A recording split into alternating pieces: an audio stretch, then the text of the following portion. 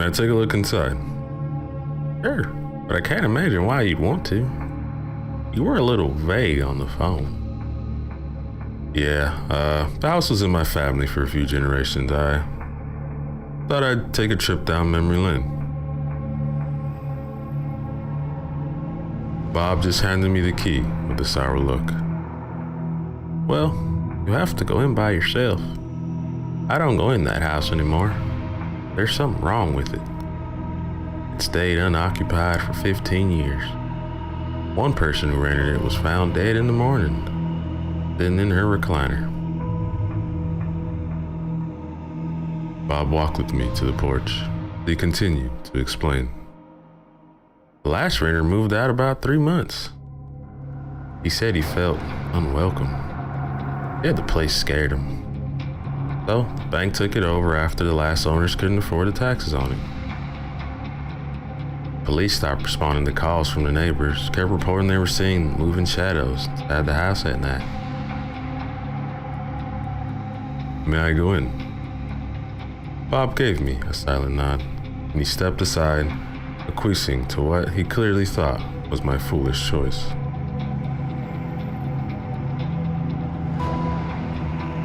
I turned and headed up the 2 steps to the front door. The grass in the yard looked like they could have used a machete, and then a weed whacker. The paint on the outside of the house was badly weathered. Thought about all the times that I had been in the house as a kid. I never actually had any bad experiences, but I couldn't remember the reports I've heard from various family members.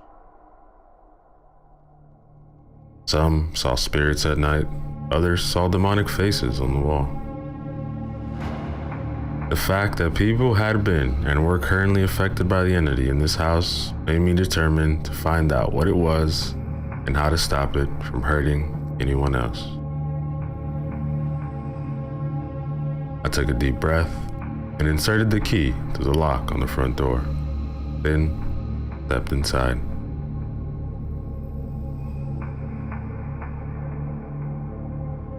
The strong smell of mildew caused me to step back, covering my nose and mouth.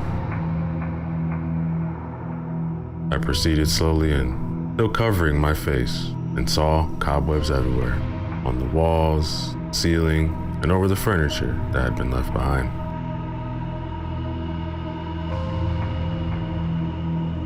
The house was a small 2-story structure with 1 bathroom and 2 bedrooms upstairs.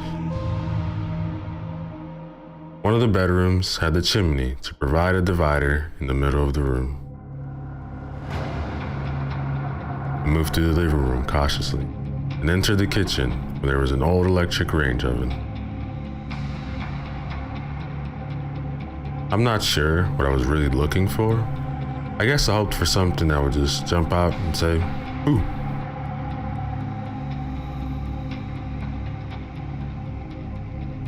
I entered the bathroom, and like the rest of the house, everything was dusty and covered in cobwebs.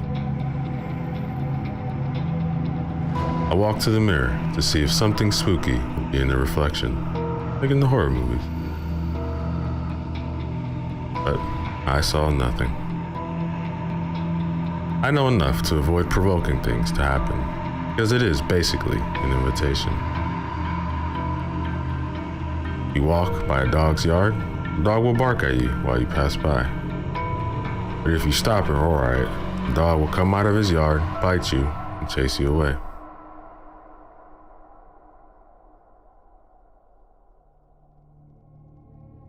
Feeling a little let down by the lack of any activity, I climbed up the stairs to the bedrooms.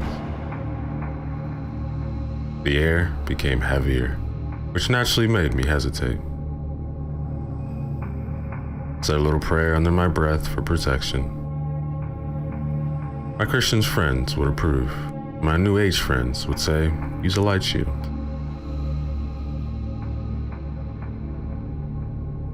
I reached the doorway at the top of the stairs and entered the first bedroom.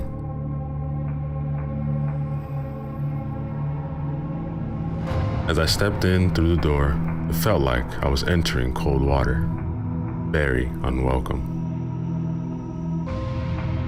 In my peripheral vision, I saw movement as I turned to face it. Nothing. The house was well lit due to the light coming through the windows, and I could see quite well. Despite the brightness, I turned on the flashlight I had brought with me. I was doing my best to ignore the gnawing fear in my belly. This was the room that always had the most activity. I pressed forward, fighting the intense desire to run. My legs felt as if they had been filled with lead, and I was treading through waist-high whale water. Just then, my hip buzzed, startling me for a second, and the generic ringtone of my phone went off.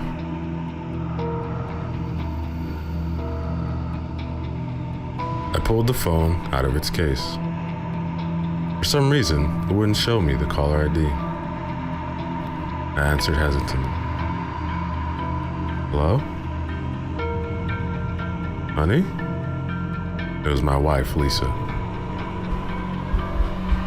Hey, sweetie, how's it going? Okay, we're making lunch. When are you gonna be? The phone cut out, started crackling. It reset. Then my flashlight flickered out. I tried to turn around and leave, but my feet were planted on the floor. A shadowy head rested intimately on my right shoulder from behind. Black arms wrapped around my waist. The sensation of cold pressed into my back. I would have screamed if I had a voice or even breath, but the air was sucked out of my lungs.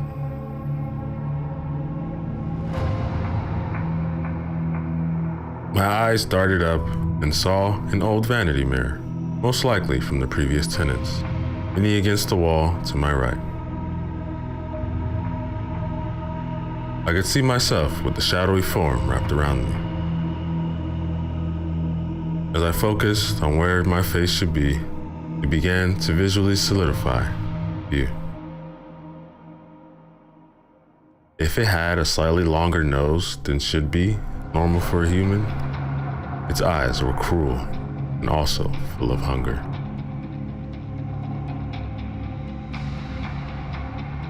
The face shimmered and undulated with iridescent colors. The body of the spirit was like boiling black tar, kept in place by invisible skin. It pressed its face against my head and began pushing itself into me. In that moment, I thought about a video that I had watched from a New Age speaker who claimed that we focus on through faith is what we manifest due to our own deity inside us. And I came to the realization that to a certain extent, it was all a load of crap. I had a demon trying to jump to my body. The faith part is very true. My logic immediately recognizes that I hadn't invited the thing. Therefore, it couldn't have me. I became angry, and I visualized the death of the Holy Spirit in my mind as I invited it to illuminate the room. I heard a scream of rage and terror, and I suddenly wasn't sure it was me or the ghoul that held me in place.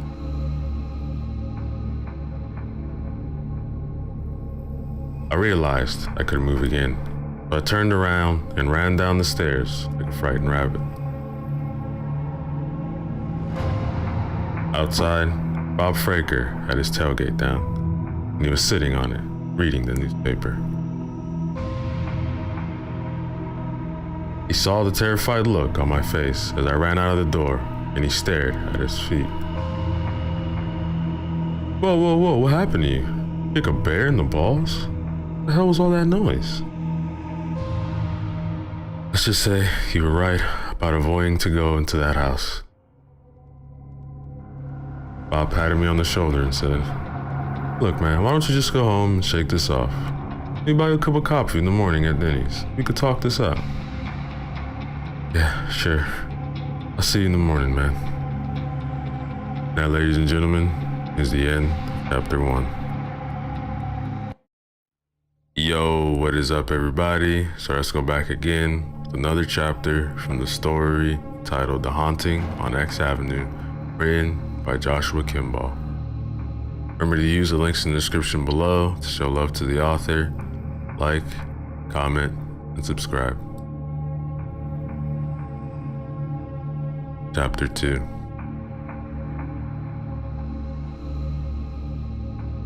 Sweetie, I'm telling you, it was so freaky. I was totally paralyzed.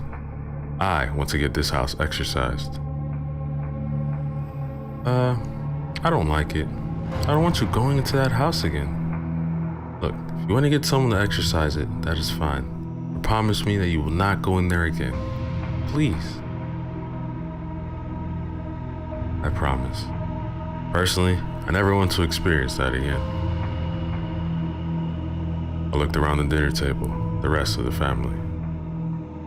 I was so caught up in retelling of my bungled ghost hunting that I'd forgotten about everyone else at my sister Lily's dinner table and her kids.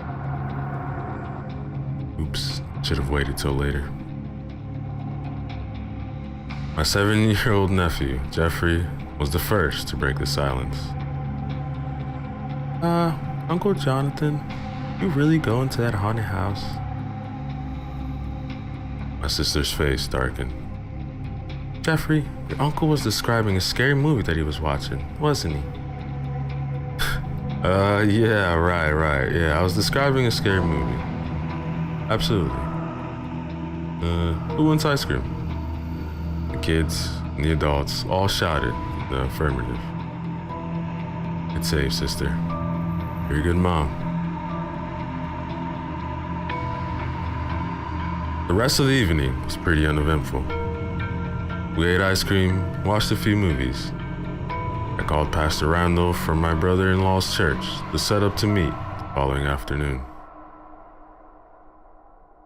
Bob Fraker was also available to provide the house key and laugh at us as we poked around the scary house.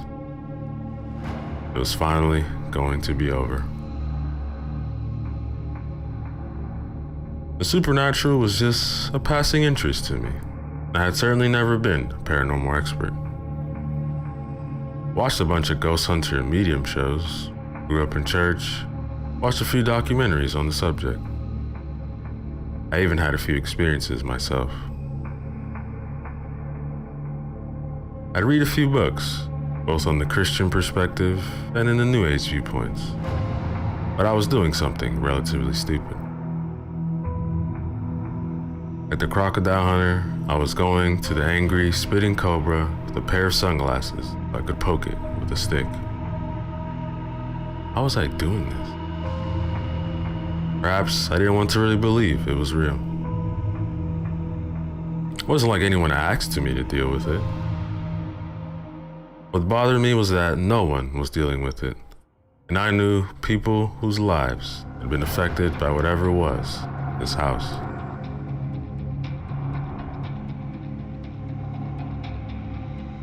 We fell asleep on the couches, watching a movie called Repo, a genetic opera, starring Paris Hilton. I'm serious. As I was sleeping, I began dreaming about having a conversation with this man in an expensive business suit. I couldn't make out what he was saying, or even what he was saying, or I. But it was if I was actually eavesdropping on the conversation.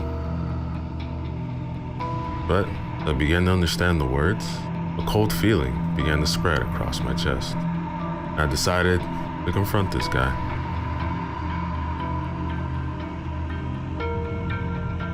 "You're up to no good, are you? What are you doing here?" His eyes began to focus on me with a smug smile, and just stared at me in silence. I began channeling my inner high schooler. "Dude, who are you? He began to hiss at me, and my arms became paralyzed. It was then that I reminded myself that I was dreaming. The man's hiss turned into a guttural snarl, like he was just had a continuous breath.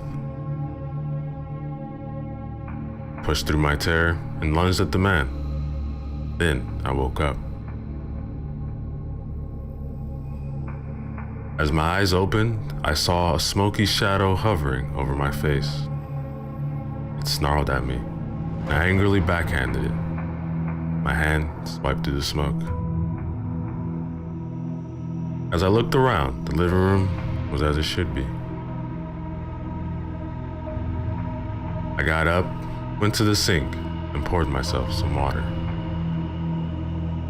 It had followed me.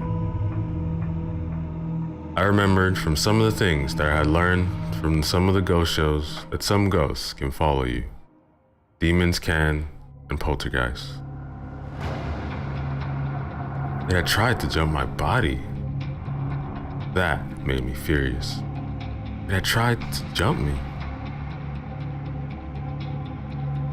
With that thought, I walked back to the couch with the determination that this thing wasn't going to keep me losing sleep.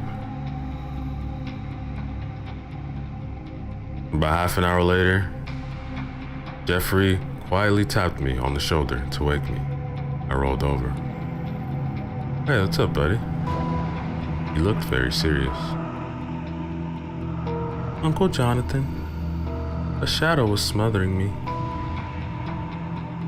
I suppressed my rage at hearing this. I forced myself to take a deep breath. "Come here, buddy. Do you know the Lord's Prayer?" He shook his head, and I motioned for him to sit beside me. "Well, let me teach you. This will give you a focus of faith to protect you from scary stuff, okay? Father, hallowed be your name. Your kingdom come. Give us each day our daily bread. Forgive us our sins, for we also forgive everyone who sins against us. And lead us not into temptation." With each verse that I said, Jeffrey repeated, and his expression lightened. "Uncle Jonathan, I feel better. I think I'll go back to bed now." With that, he walked back to his room. I rolled over to focus on my determination to go back to sleep, but mostly thought about my chance to take a shot at this thing. That, ladies and gentlemen, is the end of chapter 2. Yo, what is up, everybody? So let's go back again. Another chapter from the story titled The Haunting on X Avenue, written by Joshua Kimball. Remember to use the links in the description below. Show love to the author. Like, comment, and subscribe.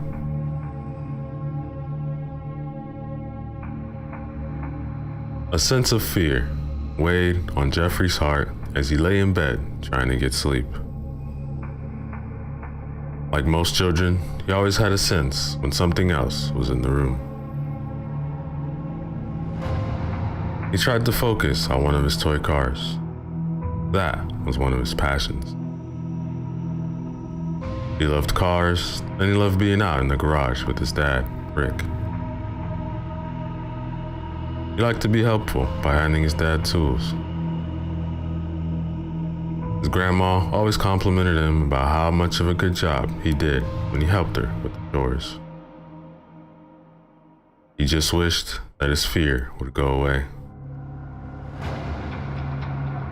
A hot weight pressed down at his feet. Even though he couldn't see anything, he couldn't get past his fear.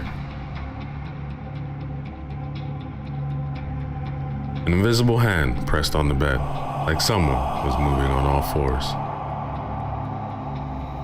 Jeffrey began to tremble. His breathing became labored as another hand pressed on the bed to the other side of his legs. He became so afraid that he clicked on his lamp and kicked up to where the invisible thing should have been. but he connected with nothing but air. The heavy weight was gone. Jeffrey comforted himself by replaying his favorite video games in his mind. After a while, he drifted off to sleep with the lamp on. He was dreaming about walking around in a game, stacking blocks and breaking through other blocks.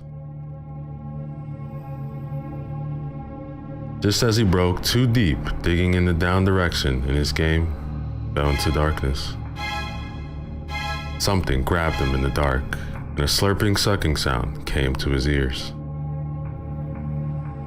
He couldn't scream and he couldn't fight. All he could do was fall down into the abyss as his life energy was getting sucked out of his body. Then he opened his eyes to see a dark smoky shadow pressing in on his face. The slurping sucking was coming from the shadow.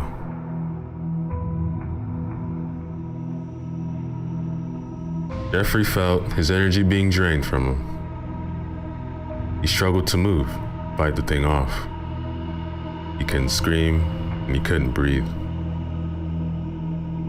In desperation, he imagined angels coming down into his room on a ray of light, and the shadow screeched in frustration and slithered away on the floor. Jeffrey went out to the front room to see that his uncle was awake. Relief flooded into him, because now he could tell a grown-up. That, ladies and gentlemen, is the end of chapter 3. Yo, what is up, everybody? So let's go back again with another chapter from the story titled The Haunting on X Avenue, written by Joshua Kimball. Remember to use the links in the description below. Show love to the author, like, comment, and subscribe. Chapter 4. I woke up at 10:30 in the morning. I love it when you don't have to feel guilty for sleeping in. Vacations are awesome. I let my wife know that I was going to meet Bob for breakfast and then go over to X Avenue to talk to the people in the neighborhood about the house. I thought it would be a good time to get some background on it.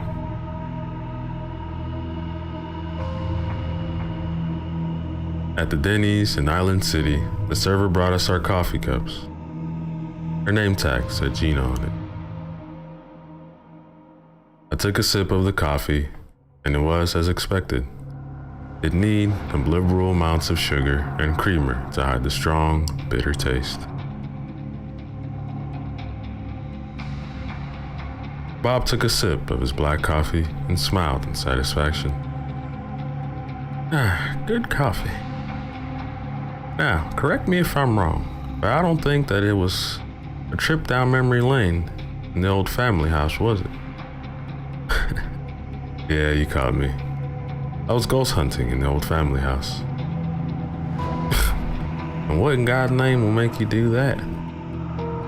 It's like with that Australian guy poking dangerous animals with a stick for the camera. You know, thought the same thing.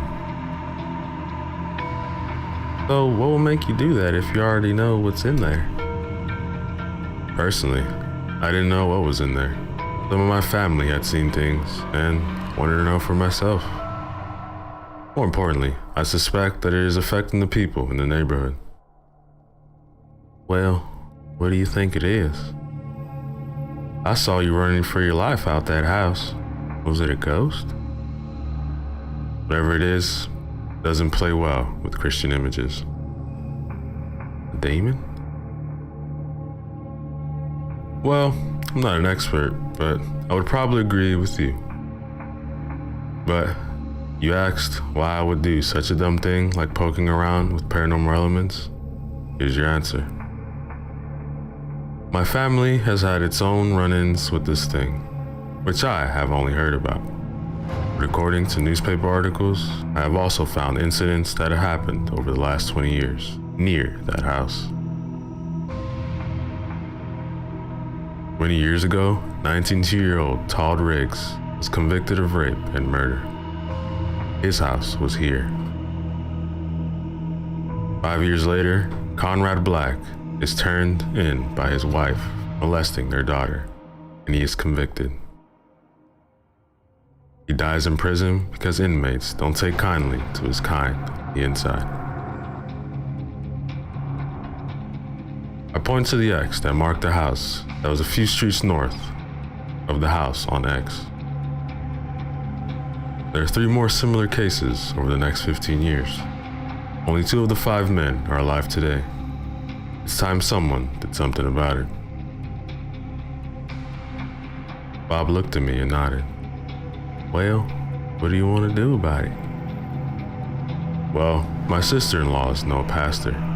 Maybe I can get in touch with him and ask him to try and exercise it. But what can hurt it? The house won't sell anyway. Look, I'll do what I can to help.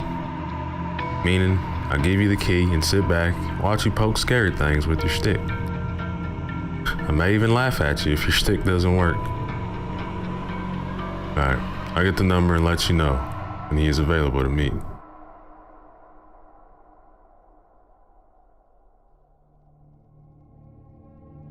I called Pastor Randall, and as luck would have it, he was available to meet a few hours later that same day. I arrived a little early to talk to the neighbors. Knocked on the houses close by. No one answered. A few doors down, an elderly woman answered the door. Yes? Hello, I'm Jonathan Campbell. How are you today? I'm Mr. Johnson, but I'm not buying anything. I had to recover before she shut the door. Oh, I'm sorry. I'm not selling anything. I'm meeting Bob, the caretaker, to look at the house 2 doors down. Why would you go there? Don't you know about that house? I know a little. My mom and her family lived in it for years. And you do know that house was bad enough before your family moved out. People would see things occasionally. Ghosts. But later, whenever the house was empty, shadows would come out at night. A few years ago, a renter died in that house, leaving his dog behind. Poor thing howled, whimpered for a week. Called the police, but when they got there, he was already dead. Another renter, Randy, said that he wouldn't go upstairs. Sometimes, his 2 dogs would block the stairway to keep him from the 2nd floor. He would have to lock them up in the truck so he could go up and get something. He said that he felt unwelcome up there. He eventually moved out. Randy was such a nice man. I don't go near the place myself. The last time I passed by the house was when I still had my little dog, Muffy.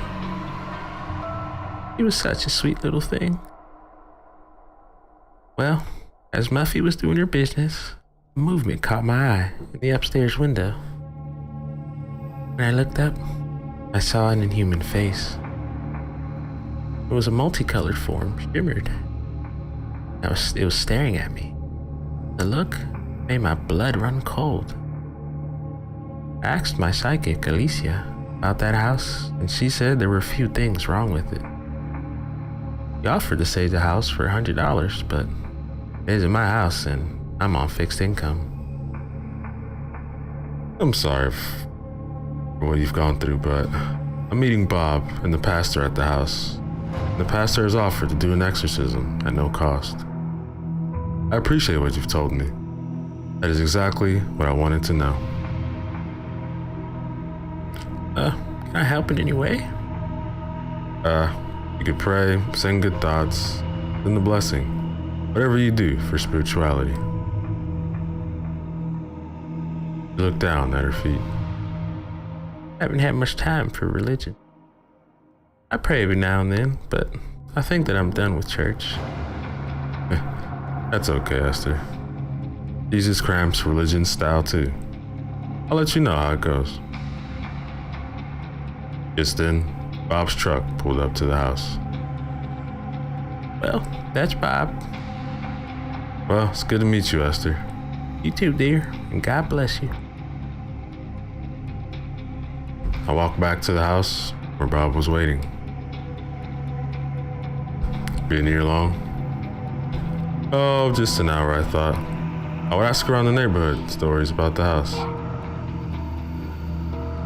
So, what did you find out? Well, about quite a bit. Shadows in the night. A person and a dog died in the house. A ghostly, multicolored face showed itself in the window. Esther, the lady I was talking to, consults a psychic on a regular basis. He told her about the house, and her psychic told her that there was a lot of bad stuff. He offered to sage the house for $100. I wonder if it would be that easy. Well, good thing you found Pastor willing to do it for free. I will try to get him back in some way. Just then, an old, well-used gold Saturn with mismatched tires pulled up. Bob slapped his knee, laughed, and exclaimed, "Ask and ye shall receive." A slightly balding man in his 50s got out of the car. He was medium build and medium height. His untucked, blue long-sleeve shirt and pressed jeans made him look hip and trendy. He gave his best winning smile that told me this guy was an achiever. He had the build of someone who had been an athlete when he was younger. This guy was not homegrown in La Grande. I have lived outside of my hometown for a while, and have learned that the only cool alpha male pastors are found in large cities where the high-paying mega churches are. This guy was driving an old, beat-up Saturn. That made him pretty respectable. Jonathan Campbell? I'm Pastor Randall Price. Good to see you again. It's been a while. Oh yeah, I'm so sorry. I haven't seen you in like forever. You ever performed an exorcism on a house before? Not on a house, but I have prayed for people who thought they were a demon possessed, and they have reported to that they feel healed. Well, good enough for me. So, what am I going to do if he fails? Let's get started then. Cupped his hands together and rubbed them. Okay guys, you say a quick prayer? He held out his hands, indicating that he wanted us to take hold of him.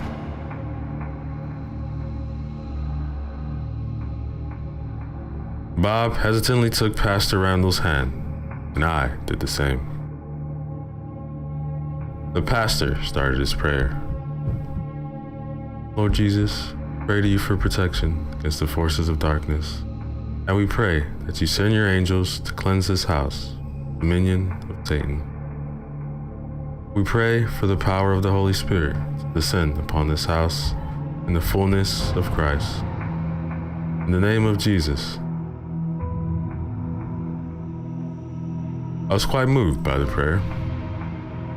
Bob politely took his hand back and crossed himself in the way that identified his Catholic origins. All three of us took confident strides to the house. We felt like warriors going to fight darkness. Just as our feet landed on the first step leading up to the door, the front door opened wide and then slammed shut. Our bravado just took a deflating poke. We looked at each other for a second, and then Bob and I looked at Pastor Randall. After you, Bob gestured to Randall. The pastor looked at us, shook his head. He stepped up the next 2 steps and grabbed the handle. Taking a breath, he pushed the door open and entered the house. Bob and I followed to the doorway without walking inside. Hey, last night, I promised my wife that I wouldn't go in again. Yeah, I'm good right here, Bob added. Inside, Randall surveyed the house and he took another calming breath. Well, here goes nothing. Satan, I cast you out in the name of Jesus. There was a silence. He continued. Demon, come out of this house and never return in the name of the Father, the Son, and the Holy Spirit. There was continued silence. I offered, Pastor Randall, I think that the problem is upstairs. That's where I had my encounter. Alright, well, I'll go take a look. He started up the stairs.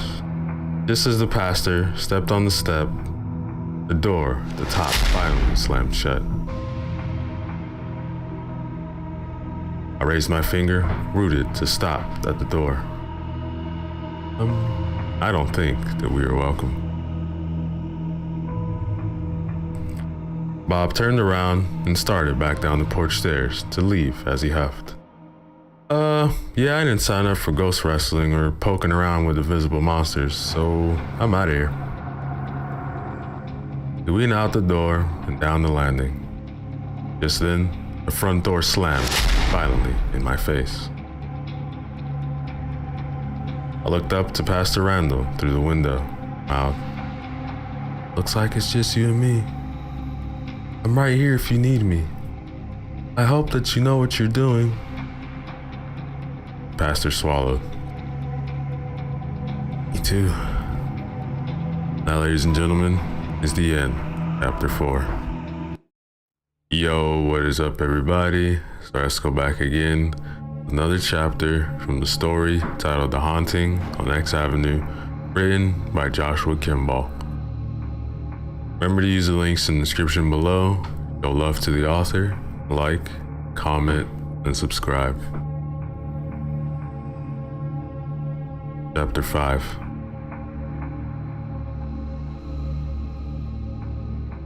As Bob stepped away from the house, the front door slammed shut violently. It startled him so much he almost stumbled down the 2 steps of the front porch as he tried to hurry to his truck. He contemplated getting in and just going home. Forget the key, the house, and all of this trouble. He wasn't getting paid enough for this anyway. But he knew that it would look bad to the 2 young bucks inside. So, he waited.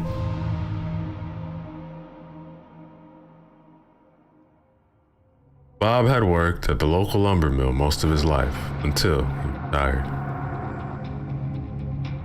He had just recently taken the property manager job because it was mostly a part-time thing. They didn't demand much of him, most of the time. He and his wife Madeline were high school sweethearts, and they had been through thick and thin together. Now, they were spending their golden years with one another. Bob liked to play gruff and grumpy, but inwardly, he was soft-hearted. He would throw himself in harm's way for a child or a woman.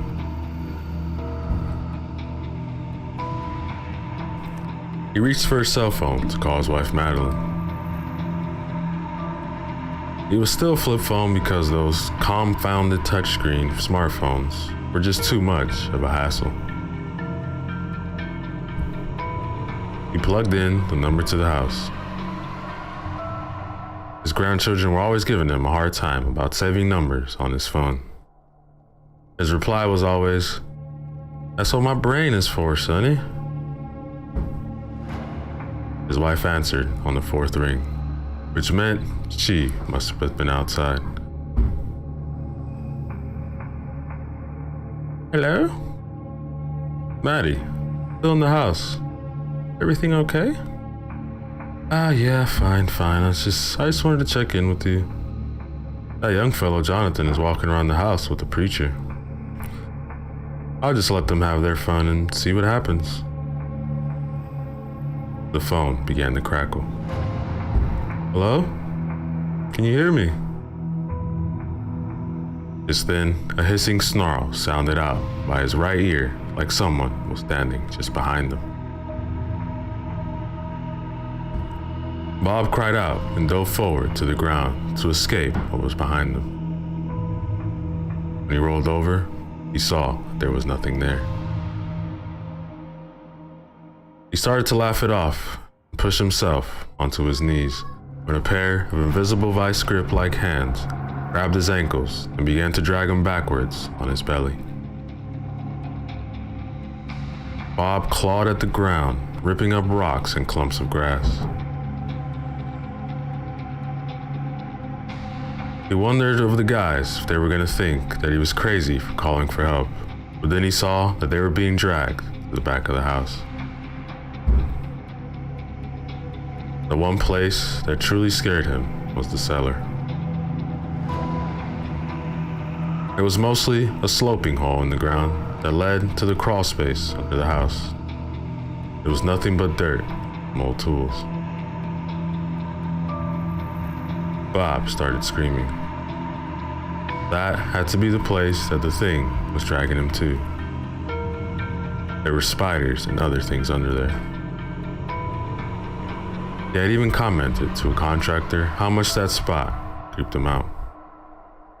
That, ladies and gentlemen, is the end, chapter 5. Yo, what is up, everybody? Let's go back again. Another chapter from the story titled The Haunting on X Avenue, written by Joshua Kimball. Remember to use the links in the description below. Show love to the author. Like, comment, subscribe. Chapter 6. Back inside the house, Randall tried the upstairs door. The handle moved, but the door was jammed from the force that it hit. Randall put his shoulder into it, but it wouldn't budge. He had to hit it 3 more times, and on the 3rd hit, the door gave way and he boldly went in. I admit that I had my hands out in a cheesy karate chop defense, as if something that can pass through walls could be blocked by my moves. Made me feel a little bit better. I shook off my subconscious efforts. Was kind of disappointed. I expected more drama, more things flying around the house as I looked through the window. Pastor Randall spoke up. Demon, you are not welcome in this house. Be gone in the name of Jesus. He repeated himself a few more times, louder and thrusting his fist into the open air. He recited the Lord's Prayer from the King James Bibles. After a long moment of silence, we heard Bob scream from outside. Help! Help me! It's got me! Randall rushed down the stairs to the front door, but he couldn't get out because it was jammed. So he ran to the back door, spurred on by Bob's continued screams for help. It sounded like he was moving. As Randall ran out the back door and I ran around the side yard, we saw that Bob was on his belly, desperately clawing at the ground as he was being dragged on by an unseen force. He was already in the backyard, being pulled to the back of the house for some odd reason. We dogpiled him and kicked out at where his attacker should be. We connected with nothing. We were able to see Bob's feet drop to the ground. We rolled off of him and helped him up. Then we threw his arms over each of our shoulders and started walking and dragging Bob back to the cars. With him sputtering about, something grabbed his ankles and started dragging him silently backyard.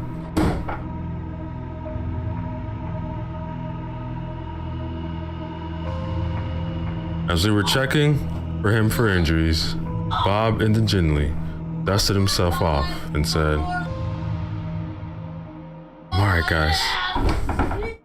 It's a little scraped and some hurt pride. Vote that we regroup at Denny's and talk this out." Pastor Randall agreed. "Hey look, I'll join you guys in a little bit. I just want to get the number first." As Bob took off in his old F-150 pickup and Pastor Randall left in his Saturn, I walked a few doors down to Esther's house and knocked. She opened the door before my knuckle could hit the second time. She had been waiting, watching. "Hello, Esther. Could I trouble you for that psychic's number?"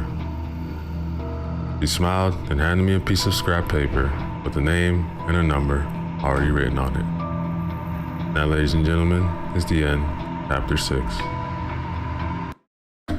Yo, what is up, everybody? So let's go back again with another chapter from the story titled The Haunting on X Avenue, written by Joshua Kimball. Remember to use the links in the description below. Show love to the author, like, comment, and subscribe. Chapter 7.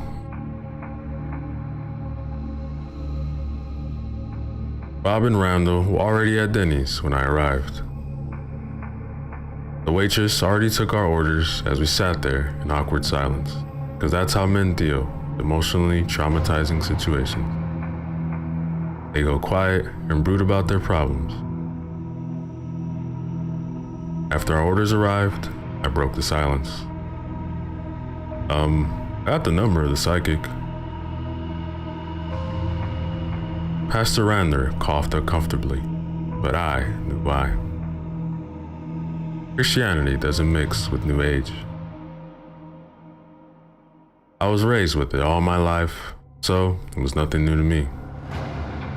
Randall replied, "I don't like it. But it's not my place, and I certainly didn't deliver, so I'm at a loss." I looked at Bob. "What do you think?" Bob just slid the house key across the table. "Look, man, do what you want. I'm not up for this. Do you know, I woke up last night with a shadow trying to smother me? I thought it was just a bad dream. Look, return the key when you have had enough. Look, if you burn the house down, just make it look like an accident, or I'll disavow you.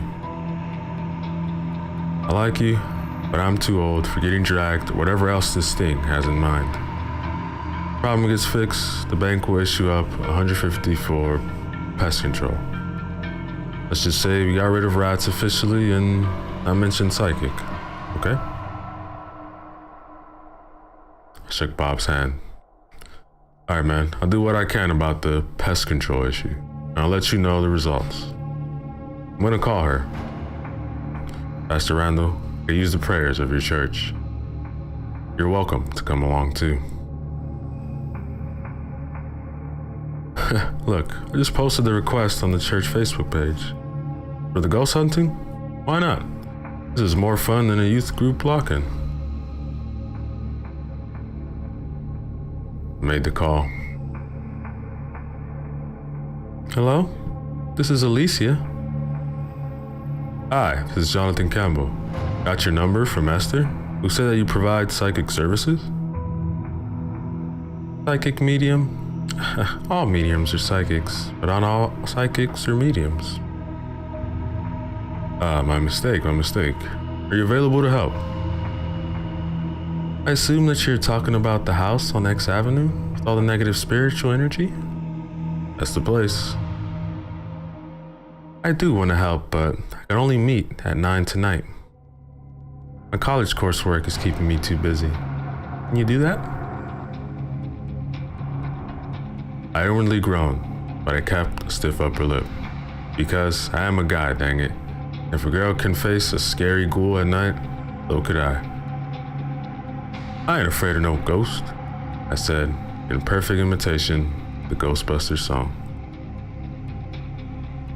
There was a silence on the other line. I have that effect on women sometimes.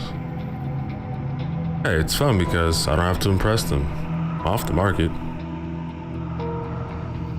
Oh. Okay. I'll see you at 9. This is serious, right? She asked with a little skepticism. I coughed to buy a little time as I stifled the laugh. Pastor Randall arched his eyebrow at me. I'm sorry, Alicia. Humor is how I deal with stark raving terror. But I promise you that the caretaker, Bob Fraker, can pay you if you're able to keep us and help us take care of the problem.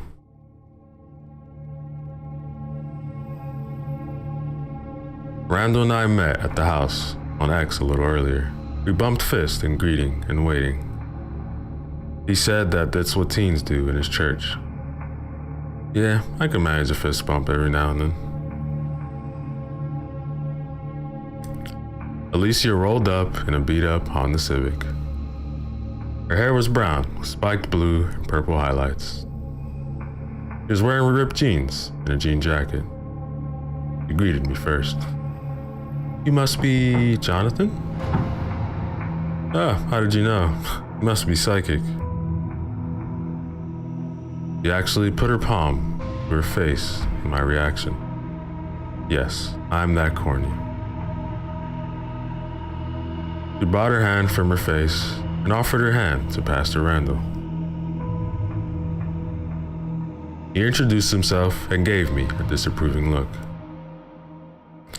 I'm Pastor Randall, and I apologize for my friend. I think he's trying to deal with the terror we just faced this afternoon. It's okay. Kind of refreshing. Most guys just use cheesy pickup lines. So, do you charge for your psychic medium services?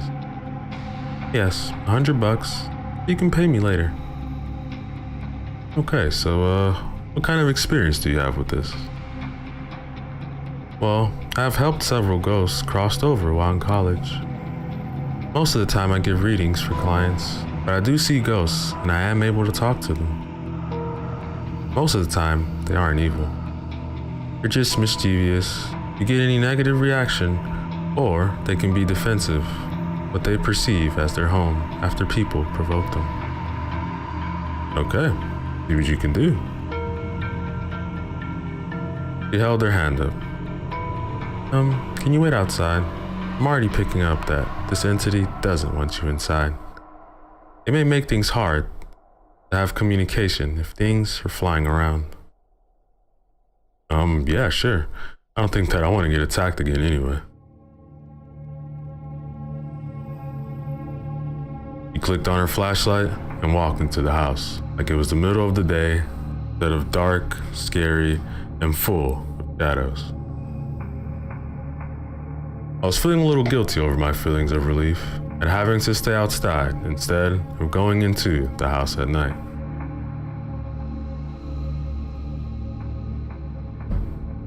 After a quarter of an hour, Alicia came out, and I realized that no scary nasty thing had attacked her or dragged her to the backyard, nor sent her screaming like a little girl.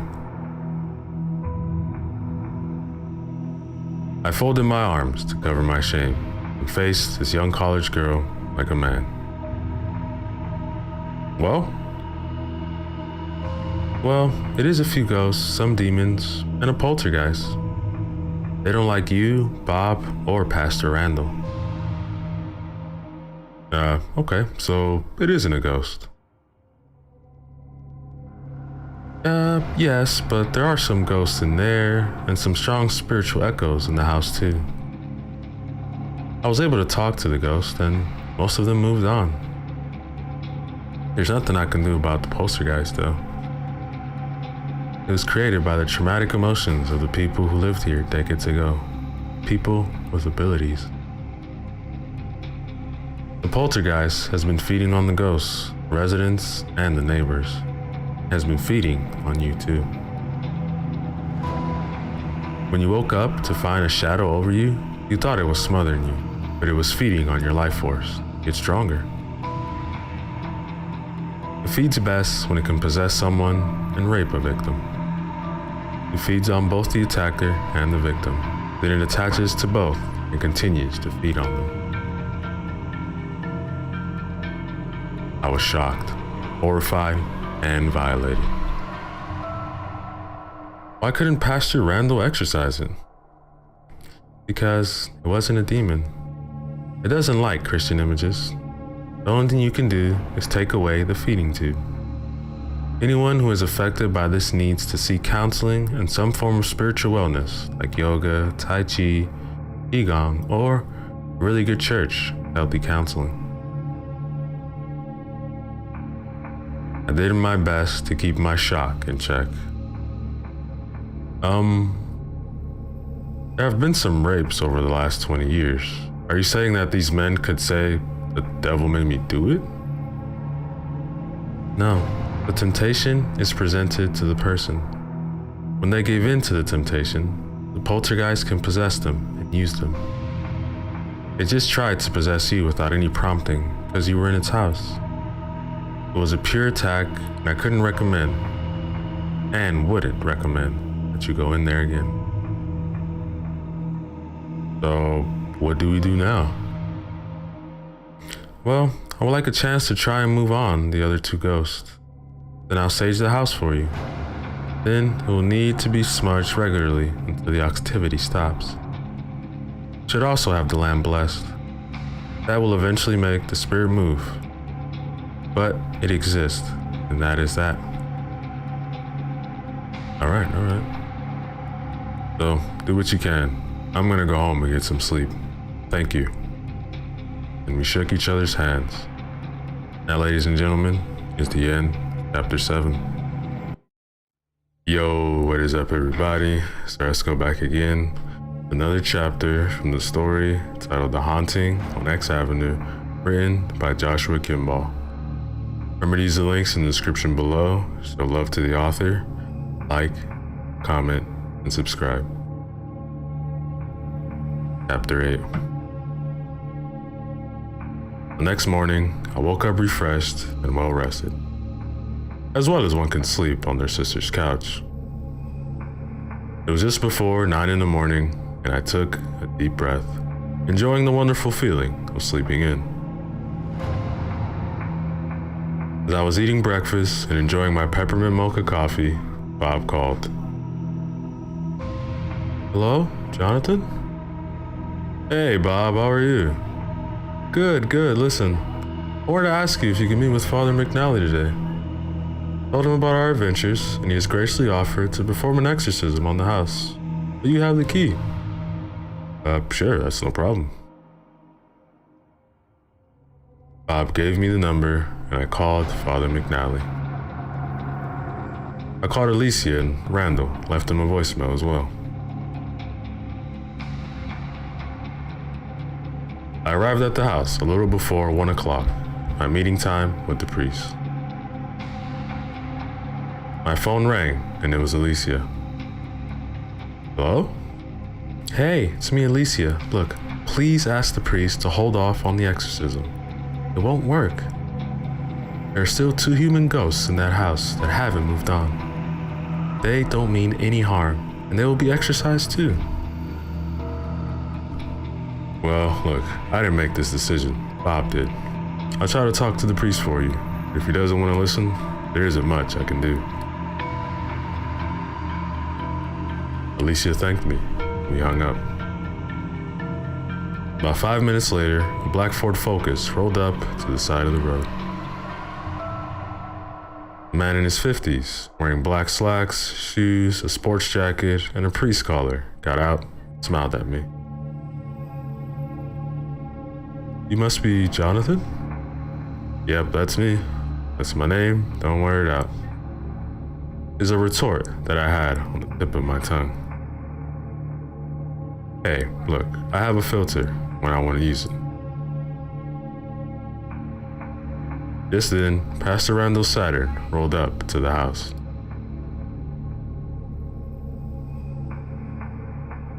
He got out, shook Father McNally's hand, and fist bumped mine, and then he said, so you brought the big guns.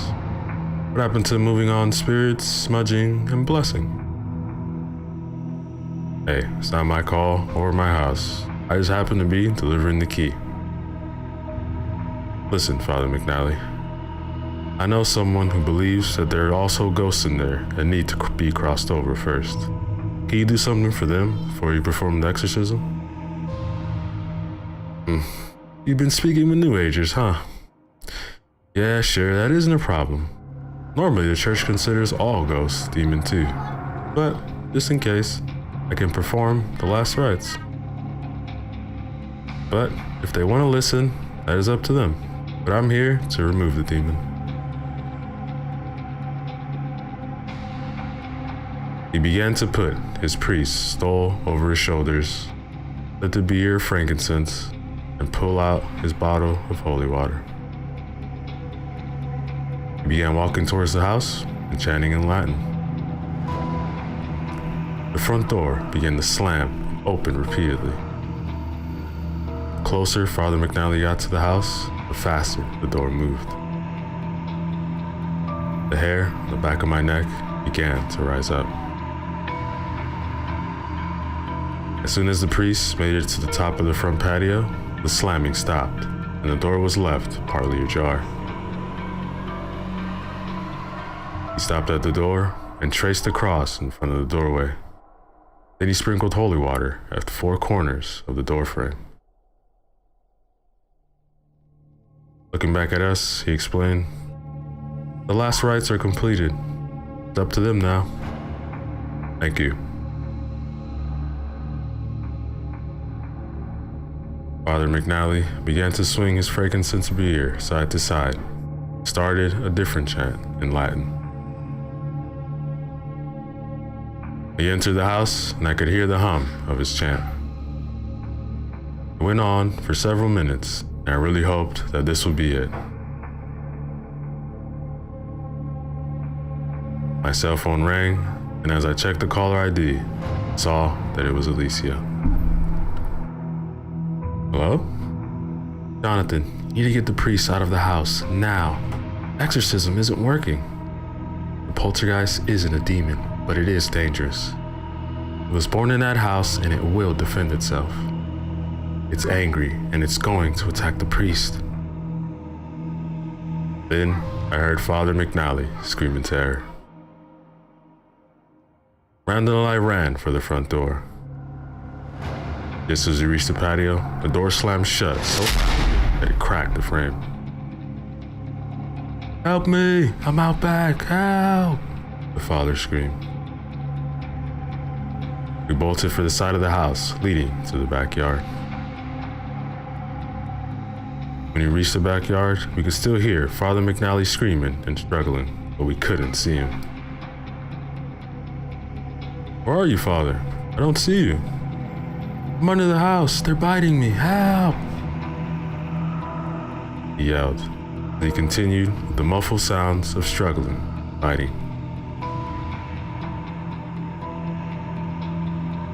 I looked behind me and saw the drag track leading down to the 4 deep down crawl space under the back of the house that served as a dirt floor cellar.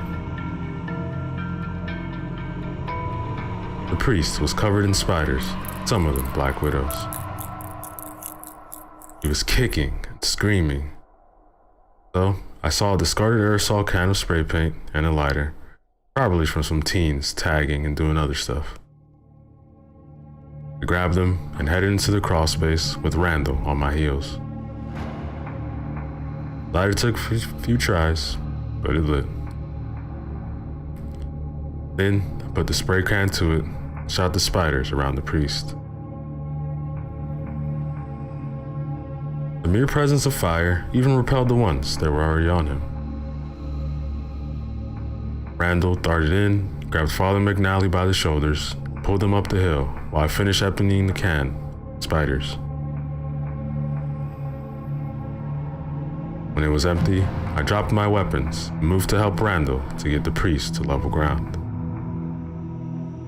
As soon as I could, I called 911 while Randall examined McNally.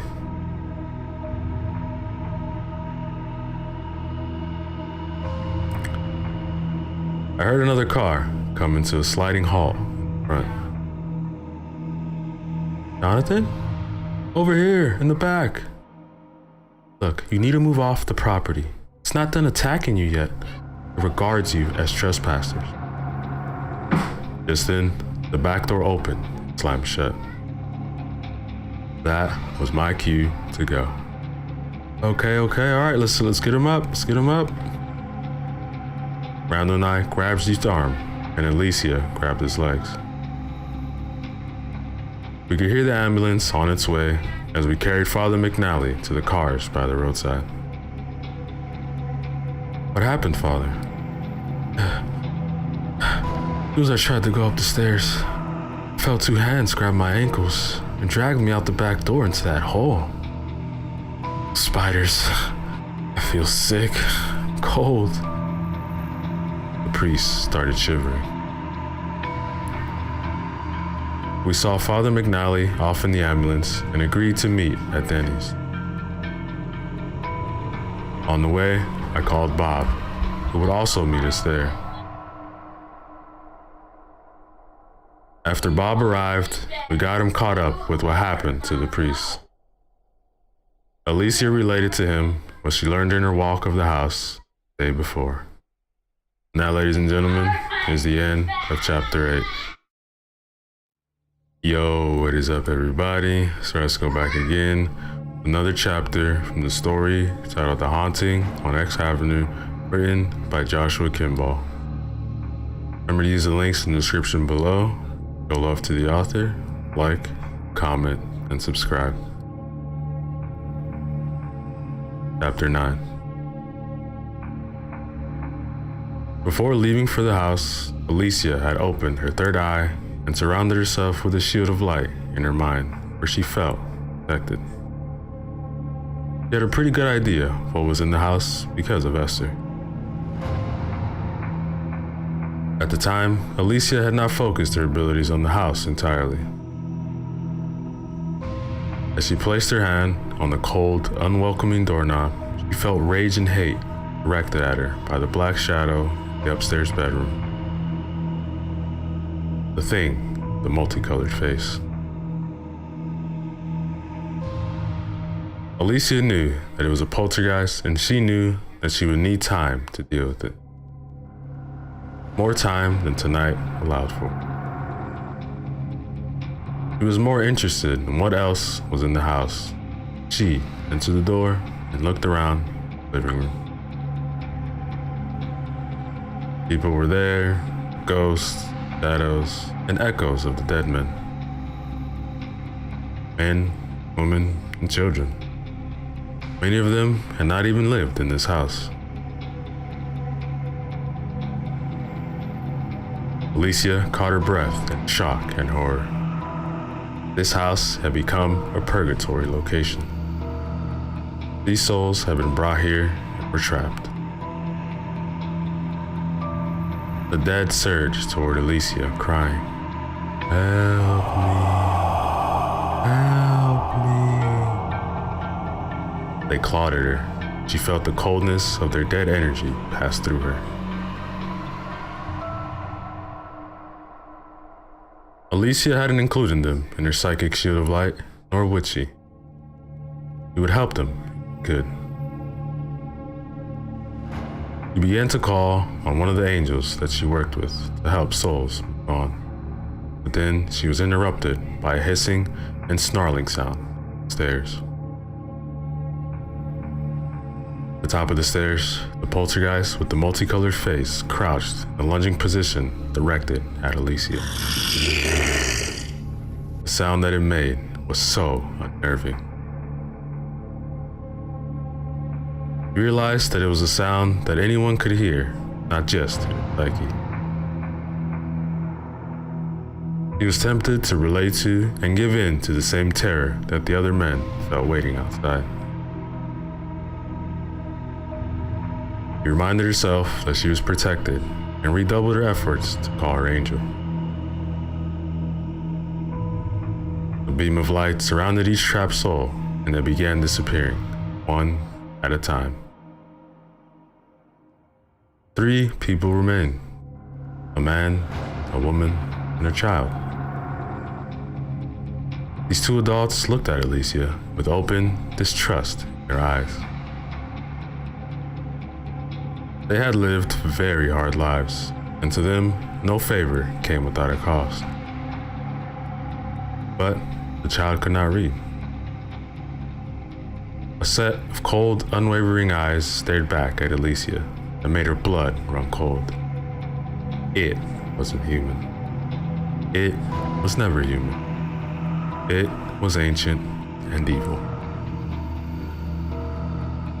The poltergeist had been serving it as a guardian, thing that exorcisms didn't work on. He sensed another demon under the house. They liked to prey on another person's fear, feed on them. Alicia wanted to know one final detail. How were they connected to this house? The poltergeist had been created through emotional trauma by a woman who lived here decades ago and had been a psychic. Her children, who had abilities, continued to feed, yet by stress and emotional trauma.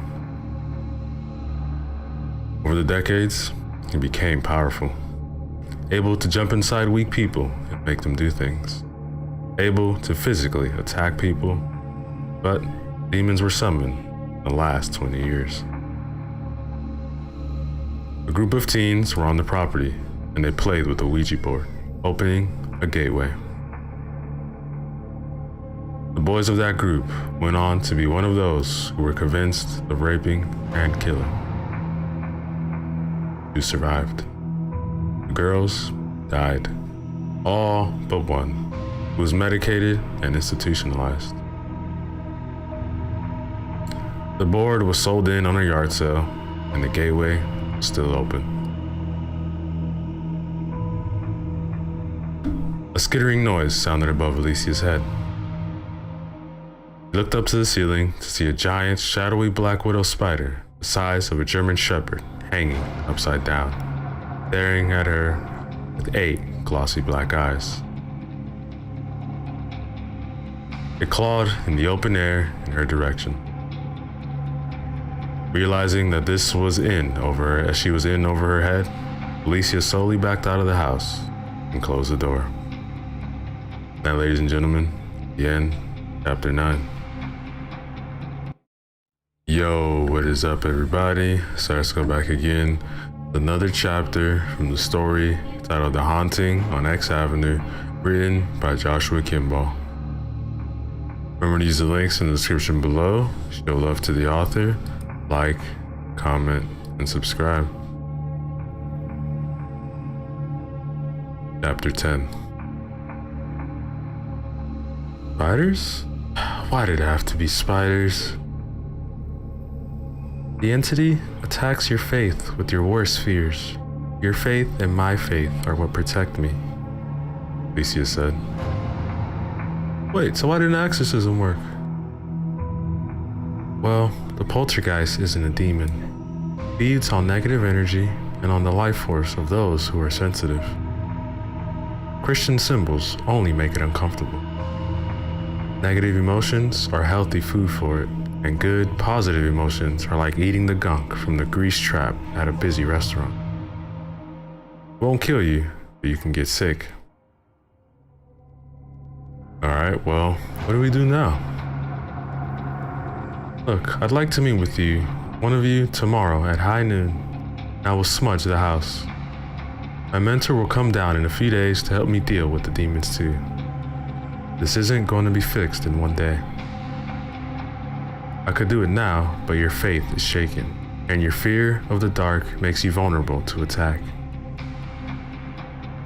Meeting at noonlight, your faith will be stronger, and that is what you need. He handed us a bundle of sage. Those are $10 per bundle. Burn those in your homes and pray whatever prayer you know best. But make sure you smoke every corner of each room. I'd recommend tar water, but I couldn't afford the stuff. We each pulled out a 10 and placed it on the table for Alicia. Bob nodded to her and spoke up first. Look, I can get you $150 a month for pest control from the bank. You want to make a regular visit out up to the property? Thank you, I will. We said our goodbyes, and I headed to my sister's couch. Now, ladies and gentlemen, is the end of chapter 10. Yo, what is up, everybody? So let's go back again. Another chapter from the story titled The Haunting on X Avenue, written by Joshua Kimball. Remember to use the links in the description below. Go love to the author, like, comment, subscribe. Chapter 11.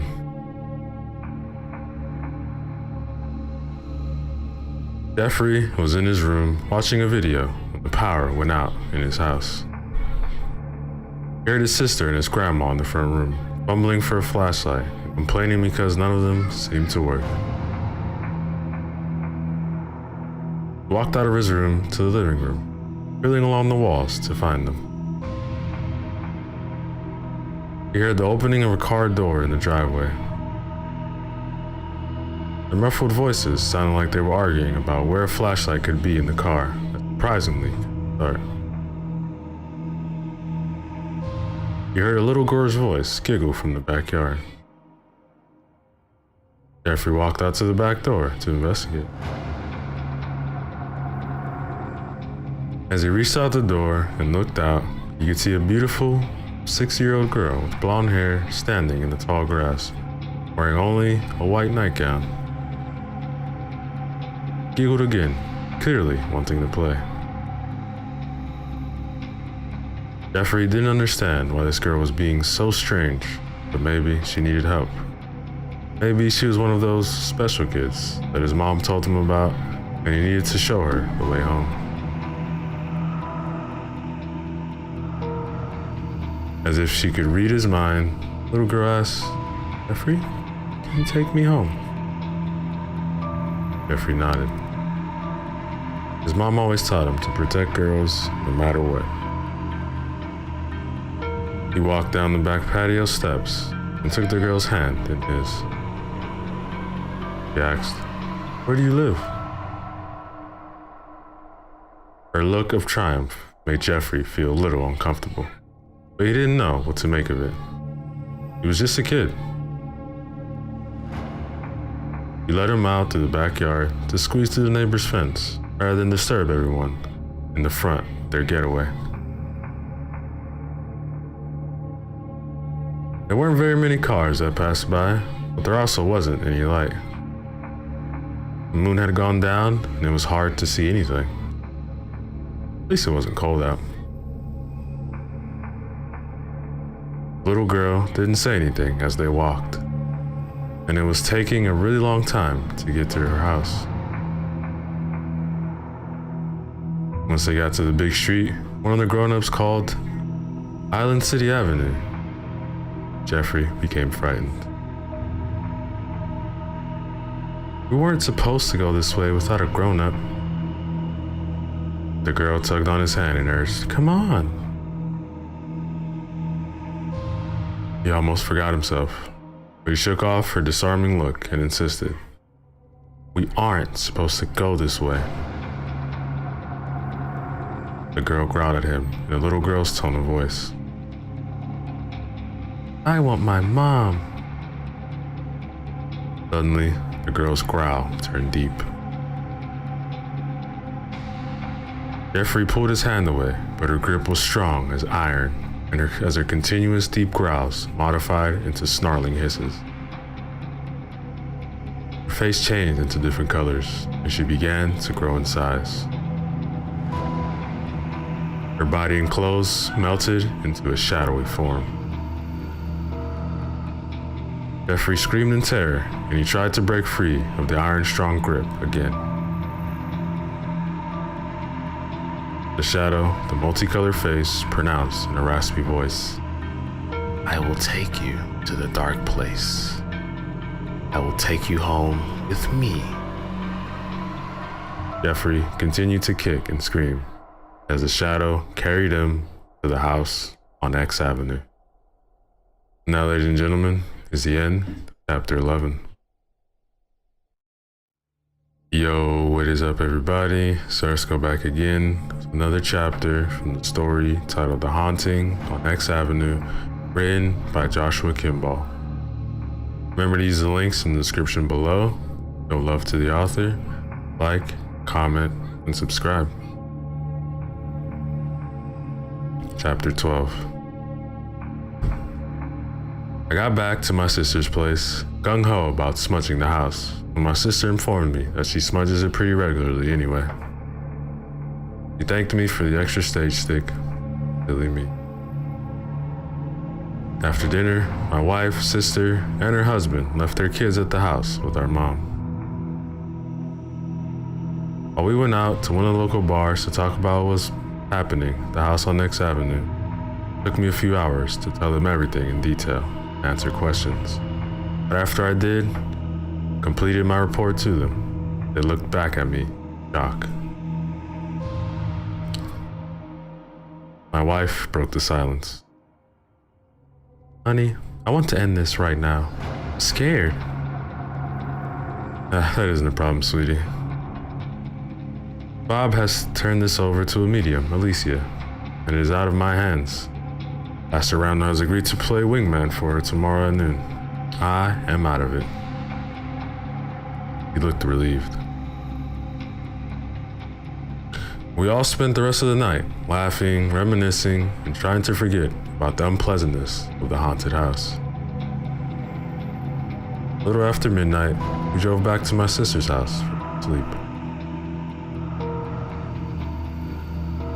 We noticed that there were no lights. Street lights, no house lights, entire neighborhood, and no light in the house. My mom and niece ran frantically out the front door when they saw our headlights. Can't find Jeffrey. Looked all over the house. Under the bed, in the garage. He's not here. Why didn't you call us? All the phones are out. I have no house lines, cell phone, or power. I couldn't call. Mom, all right. You stay here at the house. Everyone else split up. Start checking the neighborhood. Then we fanned out, calling for Jeffrey. On a strange hunch, I checked my phone. Seeing that it was working, I called Alicia. She picked up on the first ring. You need to get to the house now. Your nephew is there. Look, I'm on my way. My stomach rolled, and I had to force myself to focus so as not to throw up. I yelled to everyone, get to the car. He's at the house. I heard someone ask, at home? I started running to the car. No, the house on X. Run! We jumped into Rick's, my brother-in-law's Jeep, peeled out for the house. It was only a 5 to 10 minute drive. We were going to make it in 3. And if it drew the police, the more the merrier. On the way, I called Bob, and my sister called Pastor Randall. Both stated that they were on their way. As we pulled to the house, Alicia's car was already there. She was pounding on the jammed front door with a smoking stage bundle in her clutched fist. We piled out of the Jeep and called out for Jeffrey as loud as we could. The residents in the neighborhood came out of their front doors to see what was happening. There were no lights on in the houses or the street lamps, and our cell phones immediately made a loud pop and powered out. It's killing the lights. Just then, Bob's truck rolled up and I could see Randall's Saturn coming down the road. The Saturn's headlights blew out and its engine stalled and died. Randall got out and ran the rest of the way. Rick and I slammed our shoulders to the front door, trying to force it open, while Randall and Bob ran to the back door. On On the fifth slam, we bashed the door open and kicked it till the bolts of the hinges torn out of their frame.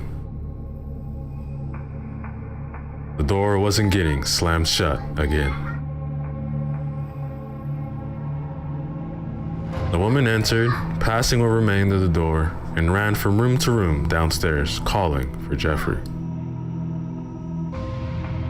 We heard the back door bash open. Randall and Bob stumbled into the kitchen. Randall looked at my sister and said, "Not out back." Rick started running up the stairs, calling his son's name. An invisible force knocked him forward, started dragging him back down the stairs. "All right, look, you get him and I'll go up. Maybe this thing can only do one thing at a time," I said, jumping over Rick as I headed up the stairs as fast as I could run. But Rick's feet dropped and I felt cold ice wrap around my body, and my legs and arms were sapped of strength. I weakly continued to climb the stairs. Unseen hands grabbed my ankles, and I was dragged backwards. My head collided with each step. I was pretty dazed as I reached the floor below. Then my sister screamed as various spiders began to skitter out of every little hiding hole in the house. They dropped from the ceiling, dangling from their webs. Randall and Bob ran up the stairs, quick single file. Bob got knocked backwards, but Randall caught him on the first try. The second hit knocked them both backward, and they tumbled over each other down the stairs. A black widow landed on Randall. It repelled from the ceiling and bit his arm. He cried out in burning pain. I felt a searing pain on my back. I imagined that I just got bitten as well. Everyone started swatting their clothes, screaming in terror and pain. Woman ran out of the house screaming, while Rick and I dragged Randall and Bob out there while we're both knocked out from their tumble down the stairs. The neighbors ran up to the porch, started checking the two unconscious men for any injuries. Bob stared and asked in a weary voice, "What happened?" "Bob, I'm going to do something drastic to get my nephew out of the house." "Good." My sister and her husband were staring at the house in fury. "My baby is in there." I turned to Alicia. "Look, give me all the sage bundles that you have." I ran to the Jeep and detached 1 gallon of gas can from the back and fished around for a book of matches in the glove box. Alicia was waiting for me at the rubble that was the front door. She had a proper grocery sack with 8 sage bundles in it. I looked at Rick. "You, be ready to run upstairs when I light this." I took the cap off the can and I placed it in a paper bag with sage. I ran back to the house where the cellar crawl space was and poured some of the gasoline downhill to the opening of the cellar. Tossing the bag inside, I lit the book of matches and threw it on a gas trail. As it caught, I yelled, "Yeah, smudge this, you evil piece of scum. Go, Rick, go." Now, ladies and gentlemen, is the end. Chapter 12. Yo, what is up, everybody? So let's go back again. Another chapter from the story titled The Haunting on the X Avenue, written by Joshua Kimball. Remember to use the links in the description below. So love to the author, like, comment, subscribe. Chapter 13. Rick dashed through the back doorway, through the kitchen, living room, and up the stairs to the bedrooms. Just as he reached the top, he was pushed to the dusty floor from behind. From the floor, he could see his son was sitting on the bed, staring. His eyes were red and watery from crying, but at the moment, he wasn't there. A shadow with a multicolored face stepped between Rick and son. It hissed at Rick and then stalked toward him until it was inches from his face. It pressed its mouth to his mouth and made a slurping, sucking sound. Rick felt the life force begin to drain until he passed out into darkness. That, ladies and gentlemen, is the end of chapter 13. Yo, what is up, everybody? So let's go back again. Another chapter from the story titled The Haunting on X Avenue, written by Joshua Kimball. Remember to use the links in the description below. Show love to the author, like, comment, and subscribe.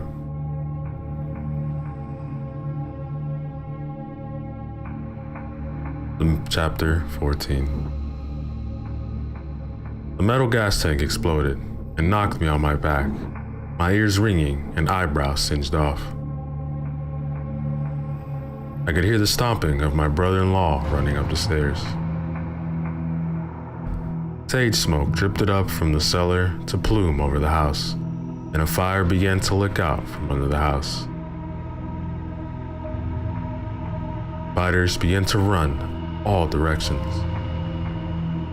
I rolled over to my hands and knees. Then I crawled into the house to the back door. By the time I made it to the stairs, I could stand. I weakly climbed to the top floor. Rick was laying on the floor of the room, knocked out, and Jeffrey was sitting on an old dusty bed, staring at the floor in a trance. Jeffrey? Called out. He solely looked in my direction without any comprehension. The shadows in the room began writhing progressively, faster, faster. Just then, a single shadow crawled at me like a man running on all fours and tackled me to the ground. I cried out and tried to punch at the face, but I couldn't hit anything solid. When it placed its hand on me, it held me to the ground, pressed its face into mine. I heard that sound again. Then I lost consciousness. In my dream, a woman that I knew years ago was trying to seduce me with promises of pleasure. I didn't trust her. Look, I'm married. I never truly knew you. I knew that I was dreaming and in danger, and I couldn't break out of it. The woman leaned in to kiss me, but I couldn't move. Then that loud sound came from her mouth, and I felt my life force being drained out of me. I summoned the image of heaven opening up, angels descending to my rescue. Just then, the scene in my dream changed to a coffee shop. People were drinking coffee and eating muffins. Everyone was in trendy jeans, and the guys had cool-looking stubble on their faces. Why couldn't I manage that kind of stubble? I can get about a 2-hour window of cool stubble before people start offering me their change.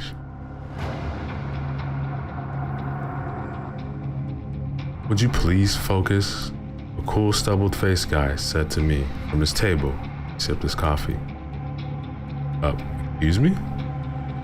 Look, I just don't think that cool stubble on your face is really a priority right now, don't you?